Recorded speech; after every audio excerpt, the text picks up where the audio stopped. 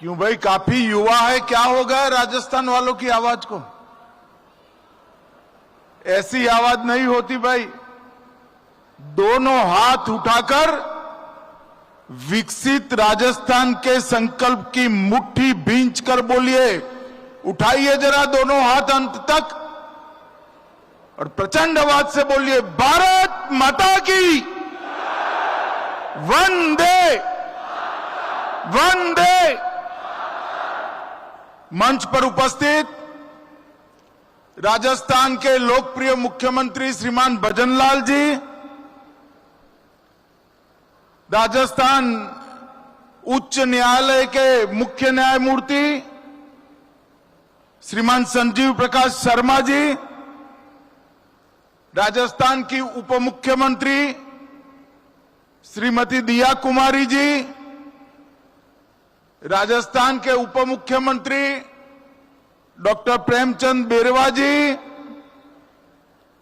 संसद सदस्य और भाजपा के प्रदेश अध्यक्ष श्रीमान मदन राठौर जी, विधि मंत्री राजस्थान जोगाराम पटेल जी, केंद्रीय गृह सचिव श्रीमान गोविंद मोहन जी, मुख्य सचिव राजस्थान श्री सुधांशु पंत जी, पुलिस महानिदेशक राजस्थान श्री राजीव कुमार शर्मा जी, श्री आलोक रंजन जी, यहां पर उपस्थित राजस्थान कैबिनेट के सभी सम्मानित सदस्यगण, विधायकगण, सांसदगण और न्यायपालिका से और न्यायिक प्रक्रिया से जुड़े हुए और जुड़ने वाले सभी लोगों का मैं मनपूर्वक अभिवादन करता हूं, प्रणाम करता हूं। भाइयों बहनों, आज का कार्यक्रम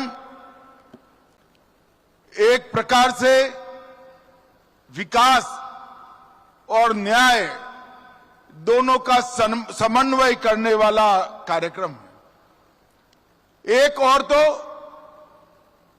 तीनों आपराधिक नए कानून जिसके माध्यम से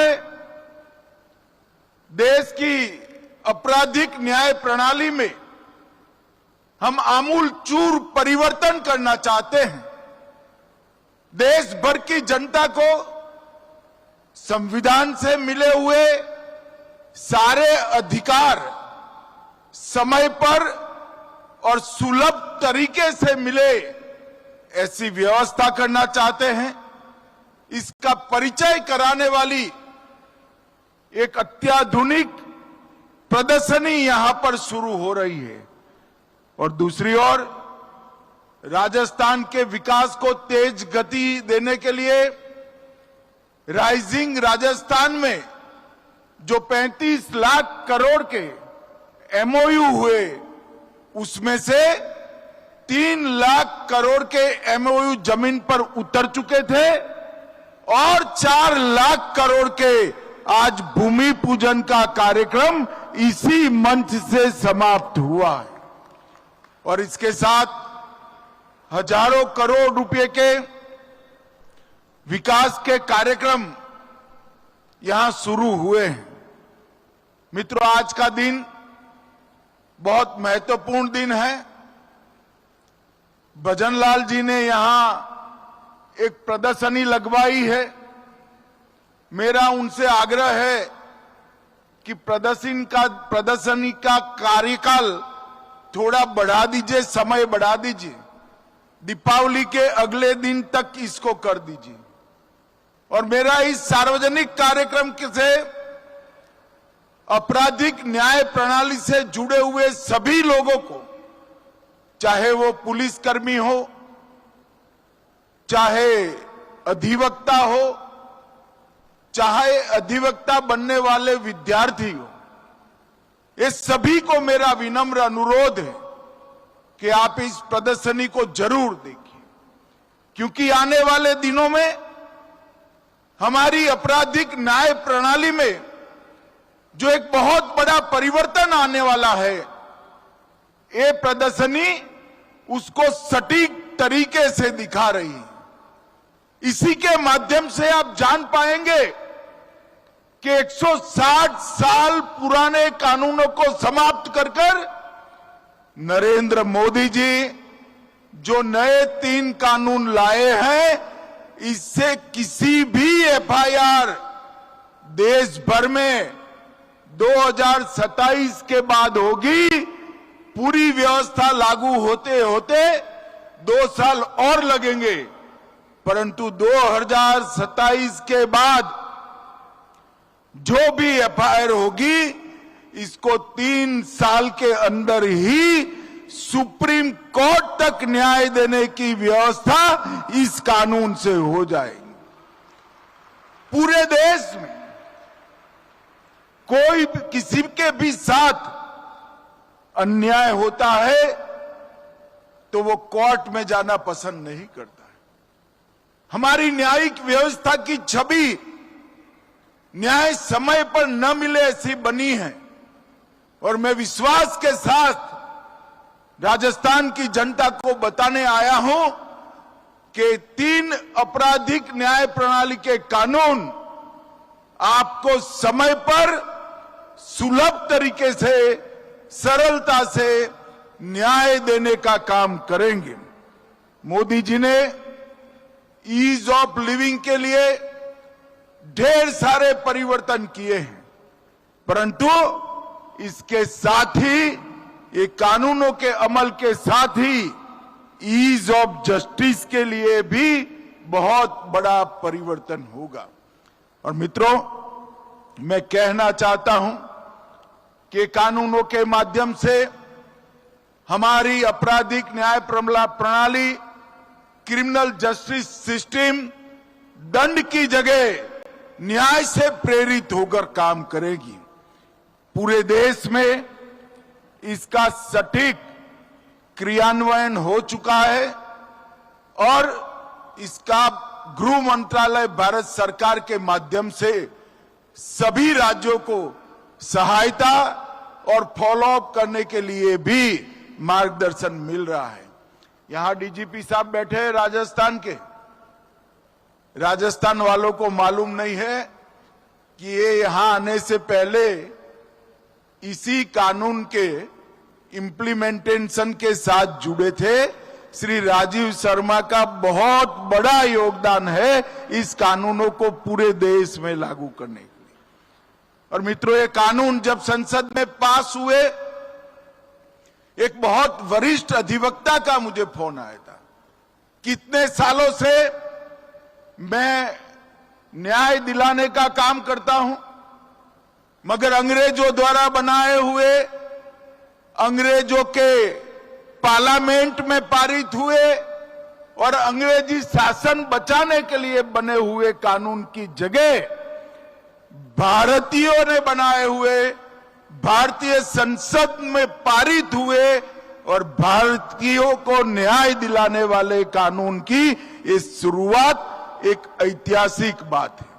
और मित्रों, इससे एक लंबी हमने चर्चा की प्रक्रिया की। 3200 से अधिक सुझाव कई जगह से आए। 42 सांसद, अनगिनत आईपीएस अफसर, हाई कोर्ट, सुप्रीम कोर्ट के अधिवक्ता, जज साहब, कई लोगों के सुझाव per day to day consider कर मीटिंगें कर लगभग 3 साल की लंबी प्रक्रिया के बाद ये कानून बने हैं। ये कानून में महिला और बच्चों के खिलाफ अपराधों के लिए अलग चैप्टर दिया है। एफआईआर और 0 एफआईआर का प्रावधान किया है। सभी जब्ती की वीडियोग्राफी अनिवार्य कर दी है और 7 साल से ज्यादा सजा जिसमें है, ऐसे हर अपराध के लिए फॉरेंसिक जांच को हमने कंपलसरी किया। और मैं आज राजस्थान की जनता को बताने आया हूं, राजस्थान में सजा कराने का दर 42% था, 42%। पुलिस 100 लोगों को पकड़ती थी, इसमें से सिर्फ 82 लोगों को सजा होती थी। ये कानून लगाए हुए 1 ही साल हुआ है और ये 42% को हम 60% तक पहुंचाए।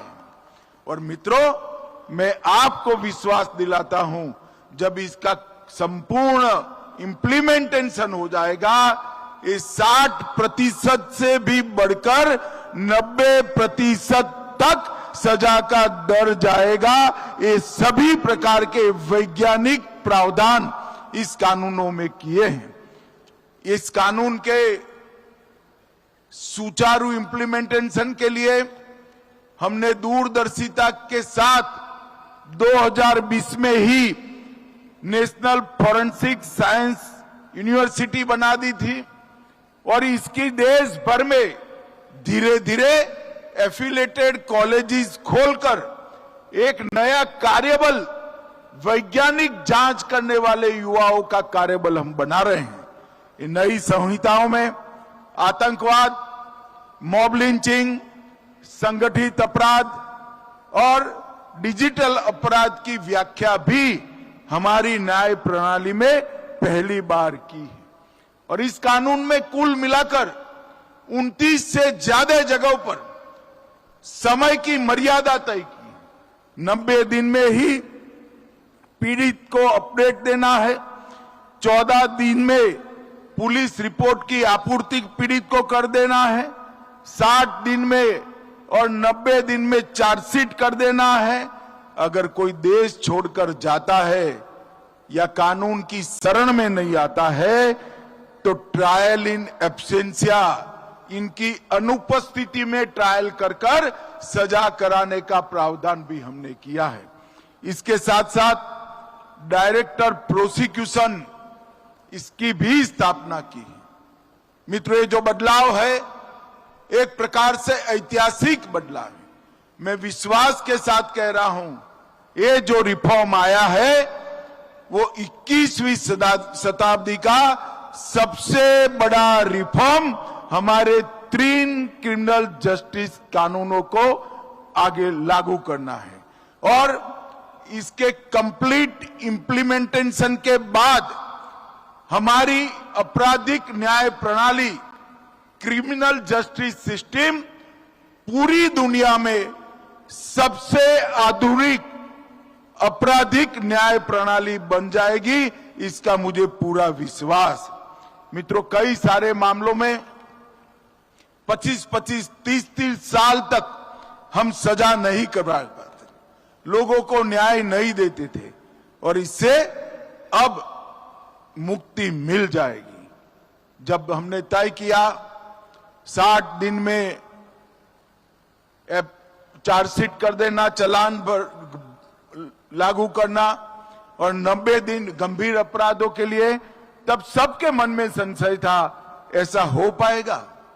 सिर्फ 1 साल हुआ है, देश में लगभग 50% से ज्यादा चार्जशीट समय पर होने लगे हैं और मुझे पूरा विश्वास है 1 और साल में ये 90% तक पहुंच जाएंगे। इसके तहत लाखों पुलिस अधिकारी, हजारों न्यायिक अधिकारी और एफएसएल के कर्मचारी, जेल के कर्मचारी, सभी का ट्रेनिंग का काम भी हमने पूरा कर दिया है। आई गॉट पोर्टल के माध्यम से भी ट्रेनिंग और प्रशिक्षण हो रहा है और अब कहीं पर भी पर्सनली कोर्ट के सामने जाने की गुंजाइश बहुत कम छोड़ी है। जेल से भी अपराधी वीडियोग्राफी से अपनी पेशी लगाएंगे। अलग जगह पे कोई पुलिस अधिकारी है तो वो भी वीसी से पेश हो सकते हैं। बैंक के कर्मचारी, अस्पताल के डॉक्टर और एफएसएल के वैज्ञानिक वो भी वीसी से अपीयर होंगे। इससे ढेर सारा समय का भी बचत होगा, पैसा भी बचेगा और पुलिस कस्टडी से भागने की संभावना लगभग 0 हो जाएगी। मित्रों, ये कानून को मेरा फिर से एक बार करबद्ध निवेदन है आप सभी से कि ये जो प्रदर्शनी लगी है, ये राजस्थान के आपराधिक न्याय प्रणाली से जुड़े हुए सभी अंग उपांग के अंदर कार्य कर रहे सभी लोग इसको जरूर एक बार देखें। मित्रों, आज 4 लाख करोड़ के निवेश प्रस्तावों की ग्राउंड ब्रेकिंग सेरेमनी हुई है। जब यहां पर राइजिंग राजस्थान का समिट चल रहा था, मैं भी आया था। मैंने गहलोत साहब का एक कमेंट पढ़ा था कि 35 लाख करोड़ के एमओयू तो किए, जमीन पर कितने उतरेंगे। उस वक्त तो हमने किसी ने जवाब नहीं दिया था, मगर मैं आज गहलोत साहब को कहना चाहता हूं, गहलोत साहब, ये भारतीय जनता पार्टी की सरकार है, ये कांग्रेस की सरकार नहीं है। हम जो कहते हैं वो करते हैं। और भाइयों बहनों, मुझे आनंद है कि इतने कम समय में भजनलाल सरकार ने 35 लाख करोड़ में से 7 लाख करोड़ के एमओयू को जमीन पर उतारने का काम किया है। ये बहुत बड़ी उपलब्धि, और मुझे विश्वास है देश भर में जो इन्वेस्टमेंट समिट होती है उसमें एमओयू को जमीन पर उतारने का जो एवरेज दर है उससे हमारी भजनलाल सरकार, भाजपा सरकार कई गुना आगे आएगी, इसका मुझे पूरा विश्वास है। मित्रों, इसके माध्यम से अनेक प्रकार के प्रोजेक्ट्स, आज अलग अलग प्रकार के प्रोजेक्ट जो जमीन पर उतरे हैं, राजस्थान के युवाओं के लिए कई सारे मौके सृजित करने वाली इंडस्ट्रीज आज यहां पर जमीनी कामकाज शुरू करी है। मैं भजनलाल जी, उनके उद्योग मंत्री और दोनों उप मुख्यमंत्री को, मुख्य सचिव को, सभी को बहुत बहुत साधुवाद और अभिनंदन देना चाहता हूं। आज यहां पर 9,315 करोड़ की अलग अलग परियोजनाएं हुई हैं, और इसके अलावे आज 47,000 विद्यार्थियों को यूनिफॉर्म के लिए, गणवेश के लिए 260 करोड़ रुपया सीधा इनके अभिभावकों के बैंक अकाउंट में डायरेक्ट जमा कर दिए गए। मुझे याद है, मैं प्रचार करने आया था, हम सरकार बदलने की गुहार करते थे, उसमें एक मुद्दा यह भी था कि कांग्रेस की सरकार विद्यार्थियों के यूनिफॉर्म में भी कटकी और बटकी दोनों कर रही है। आज भजनलाल जी ने पारदर्शिता से सबको ऑनलाइन देना शुरू किया है।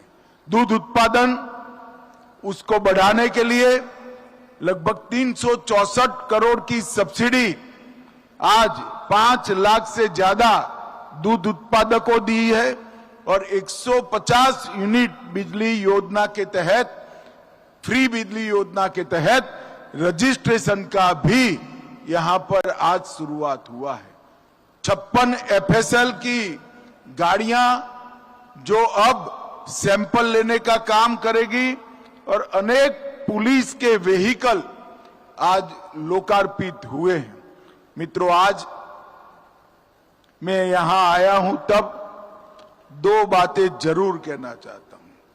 दीपावली आने वाली है। दीपावली में हमारी माताएं बहनें विशेष कर सबसे ज्यादा खरीदारी करती हैं, और मोदी जी ने नवरात्रि के पहले दिन ही 395 से ज्यादा लोग उपयोगी चीजों में या तो जीएसटी की दर शून्य करी है, या 28%, 18%, 12% से 5% करने का काम किया है। और इतना बड़ा बिक्री कर में राहत पूरे देश भर में कभी नहीं दिया गया। इसलिए आपकी दीपावली शुभ होने की पूरी व्यवस्था मोदी जी ने करी है, मगर मैं आपको एक आग्रह भी करना चाहता हूं। दीपावली तो सस्ती खरीदारी से जरूर शुभ करिए, परंतु स्वदेशी चीजों को ही खरीदने का आग्रह आप लोग करिए।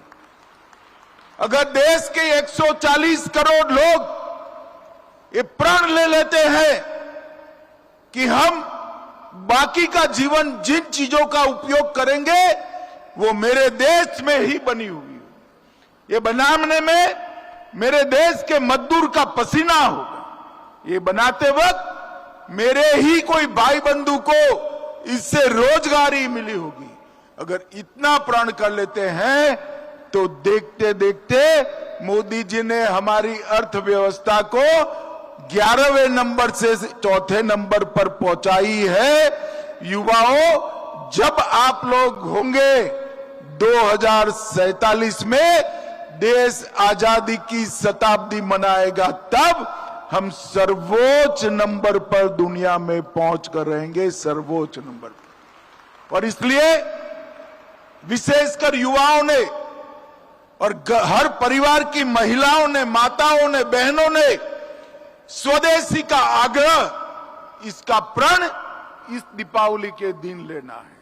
अगर देश के अंदर ये तय हो जाए कि 140 करोड़ लोग वही चीजों का उपयोग करेंगे जो हमारे देश में बनी है, तो हमारे देश का मार्केट, हमारे देश की बने उत्पादों की खपत इतनी तेजी से बढ़ेगी कि हमारा देश दुनिया भर के उत्पादकों के लिए उत्पादन का केंद्र बन जाएगा। मित्रों, अभी मैं एक अंतिम बात राजस्थान के किसानों के लिए कहने आया हूं। वैसे तो हमारा कृषि प्रधान देश है, हम सभी लोग मानते हैं, परंतु दलहन आज भी हम विदेश से आयात करनी पड़ती है। कांग्रेस के जमाने में 1.52 लाख मैट्रिक टन दलहन एमएसपी पे खरीदी जाती थी और आज 83 लाख मैट्रिक टन हम खरीदते हैं। मगर अब मोदी सरकार ने एक निर्णय किया है, नाफेड और एनसीसीएफ के साथ जो किसान रजिस्ट्रेशन करते हैं उनकी तूर, मसूर और उड़द 100% एमएसपी पे खरीदी जाएगी। राजस्थान के अंदर उड़द की खेती है, तूर की खेती भी हो सकती है। राजस्थान के सभी किसान इंटर क्रॉप जो करते हैं, बीच में जो क्रॉप करते हैं, उनमें दलहन की खेती करें और रजिस्ट्रेशन कराए एनसीसीएफ और नाफेड से। आपका 100% दलहन भारत सरकार एमएसपी पर खरीद लेगी। मित्रों, देश को दलहन के क्षेत्र में, तिलहन के क्षेत्र में आत्मनिर्भर करने की जिम्मेदारी हमारे अन्नदाताओं की है। मैं राजस्थान के सभी किसान भाइयों को निवेदन करने आया हूं कि दलहन का उत्पादन बढ़ाइए, नाफेड और एनसीसीएफ के साथ आपका रजिस्ट्रेशन करिए और एमएसपी पर आपका सारा दलहन का क्रॉप भारत सरकार खरीद लेगी। भाइयों बहनों, आज फिर से एक बार राजस्थान सरकार के गृह मंत्रालय को मैं हृदयपूर्वक शुभकामनाएं देता हूं। इन्होंने एक बहुत सुंदर प्रदर्शनी यहां पर लगाई है, आप सभी जरूर उसको देखिएगा और आपराधिक न्याय प्रणाली में आपके लिए जो अधिकारों को सुनिश्चित किया है उसकी जानकारी प्राप्त करिएगा और आपराधिक न्याय प्रणाली को सफल करने के लिए नागरिक के नाते आप भी सम्मिलित होइएगा। फिर से एक बार भजनलाल और उनकी पूरी टीम को 7 लाख करोड़ के एमओयू को जमीन पर उतारने के लिए बहुत बहुत बधाई और आगे के लिए शुभकामनाएं। मेरी बात मैं यहीं समाप्त करता हूं। मेरे साथ जरा जोर से बोलिएगा, भारत माता की।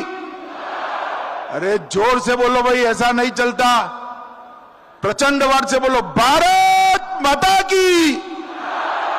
वंदे दे। सभी को राम राम।